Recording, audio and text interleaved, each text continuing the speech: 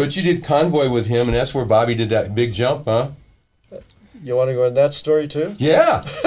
Because the cool part about this show is we hear the stories from different sides. Yeah. So what happened in that story? So Bobby's there doubling Borgnine, and we got this, it's a truck picture and a car picture, and so we got this jump thing, this stunt we're going to do, and basically it's the duck truck, which was the truck that Christopherson was driving, is going to push Borgnine's car, which he is, He's a cop or something. He's commandeered a little blue Chevy car that belonged to a kid, so it's a little hot rod type thing, So anyway, the duck truck's going to push him off the road, and he's going to hit this ramp, and he's going to go through this sign, like a big billboard, and on the other side of the billboard is a barn, a two-story barn, and then goes down into this little farm area. So Peckinpah has this idea that we're going to do all this. So I build the ramp. I'd done a few car jobs, and so I built this ramp, a dirt ramp, that's going to, at 40 miles an hour, it's going to airborne Borgnine's car right through the sign, and he's going to land in the back pitch of this barn roof. Mm-hmm. And inside the barn, I got 10 ton of hay. And the top two tiers. That's going to save him. The top two tiers of the layers of the hay, all the bales are cut loose, so it's going to be a soft landing. It's going to be it's like a feather bed, So anyway, another note is this set is all built and whatnot, and for some reason one night the barn catches on fire and the whole thing burns down. So they had to rebuild the barn, buy another 10 ton hay, do the whole thing over again. And I got chickens and farm animals, all this thing. And I got cables that run back and forth because I want to tear this barn down when the car hits. And I got cables going back and forth in the barn. And he's going to tear the whole thing down when he hits it. So, and the other thing was, the art director was somewhat of an artist, as they are, and Peckinpah kept fluctuating on this thing with me. So I had the art director make me a storyboard that depicted the whole thing, the car coming through. And one day I took these things to Sam, and I said, "What do you think of this?" He said, "Oh, that's perfect." I said, "Would you sign it right here?" So he did sign it. So later on in the thing, just before we got ready to do it, or something, he wanted to change something. I can't remember what it was. And I whipped out the pictures, and I said, "Sam, you signed this." And he said, "You dirty, rotten sorts." He says, "I'll never do that again." And he didn't, But anyway, so now we go back to Bobby getting ready to do this thing. And we've done all the approaching shots, and it's a very hot day in around Albuquerque. We were in Albuquerque. It's way over 100, and this little car starts a vapor lock on Bobby. It would blah, blah, blah, blah, blah, it would run. So I kept going back up to the car, and there was a driver who was a friend of mine who was quite a mechanic, so he was helping me too. So finally what we did, we got a big bag of ice, and we packed the fuel pump with ice to keep it running. And Bobby kept saying, "I got to come faster. I got to come faster." And I said, "No, Bobby." I said, "I built the ramp for you at 40 miles an hour. It'll launch you right to..." He kept, because the car was coughing his button, and he really felt he needed to come faster. And for some reason, at the last moment, because I kept going back up to this car, we kept, and two things. I went up there and I said, "Bobby, I'm not in the car with you. I really can't tell. If you want to come a little faster, come a little faster." That was my mistake. The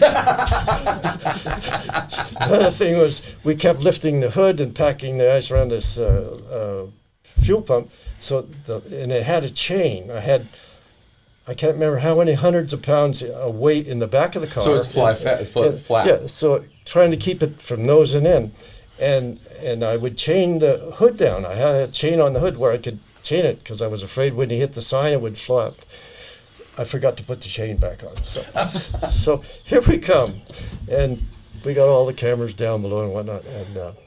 And there was a highway patrolman down holding traffic, and he had a radar gun. Anyway, here they come down the road, and this little car was like a hot rod. I mean, it had a 4-barrel carburetor, so I could hear him. And when he punched this thing, oh my God, it would, oh, here he comes.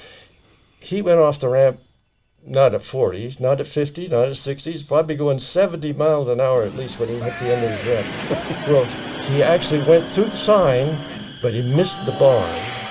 He hit the top like a foot and a half of the peak. Yeah. He went plumb over the barn. He tore all and he went way down into the farm equipment. The North 40. Yeah. Thankfully, the weight and when he went through the sign, sure enough, the hood flew up, which made like a foil. If you look in the picture, you can see this hood going up. And Bobby couldn't see where he was going from then on. He didn't need to.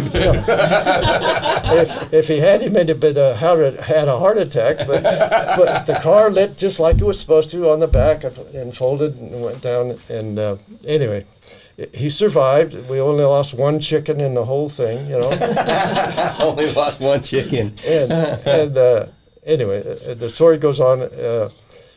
We went over, and I got to back up. Before he came, I went up and he was wearing Board guy was wearing like a cowboy hat, and I had a helmet, batter's helmet, that I used when I did rollovers off of horses and whatnot in case you hit your head. So I stuffed this helmet up in his hat, and he had a seat belt and 5 points and everything in the car. We had roll bars and a whole bunch of stuff. But anyway, he hits with so much force that he went through the seat belts and everything stretched far enough that this helmet hit the roll bar, split his hat. But it didn't hit, it saved him, saved that part. So anyway, we go down to the car, and Sam loved what happened. It wasn't what was supposed to happen, but it was actually more spectacular than probably what we were planning. So we get Bobby out of the car, and I said, "You all right?" He says, "Yeah, I'm doing okay, fine." I said, "Well, we don't need you for a while. Just go to your room, whatever." And finally wound up in Borgnine's trailer, kind of relaxing and whatnot. And Sam went on with the scene with Borgnine, get out of the car and all that. And so pretty soon, I saw Bobby later in the day, and he said, "I'm getting kind of stiff." I said, "Well, I don't need you. Just go to the hotel, whatever, and rest up." And I settled up with him. I said, I could give you the whole stunt budget. It wouldn't be enough for the stunts you did, but this is the amount that I had in this thing. And he said, "Oh, that's." I don't remember what the amount was. It was a lot of money, but he said, "Yeah, that's fine. That's good." So he went to the hotel. So then we finished the day, and when you shoot with Sam, you shoot till the sun goes down. So at the end of the day, I wrapped up and went to the hotel. We all stay in the same hotel there in Albuquerque, and I thought, well, I better go check on Bobby. So I went to his room, and he wasn't in his room, and I said, well, I'll go to the pool where the jacuzzi is, maybe. So I went there, and he wasn't there, and so it's a big, long hallway in the back where my room was, and I was walking back to my room, and way down to the other end, I see this guy, and he's got a hold of the wall. He's all bent over, and he's walking, and I didn't know who it was. So closer I got to him, I said, "Well, it's Bobby." So I said, "Are you all right?" And he said, "Oh, God, no." He said, "Oh, everything, what had happened, he'd stretched he didn't break nothing. But he stretched everything. Everything was stretched. I mean, he didn't come to work. I said, "We don't need you, so stay in the hotel." He didn't come to work for a week, Wow. And the funny thing is, he's all bent over like this, and he says, "I need to talk to you about the adjustment." I said, "No, Bobby, a deal's a deal."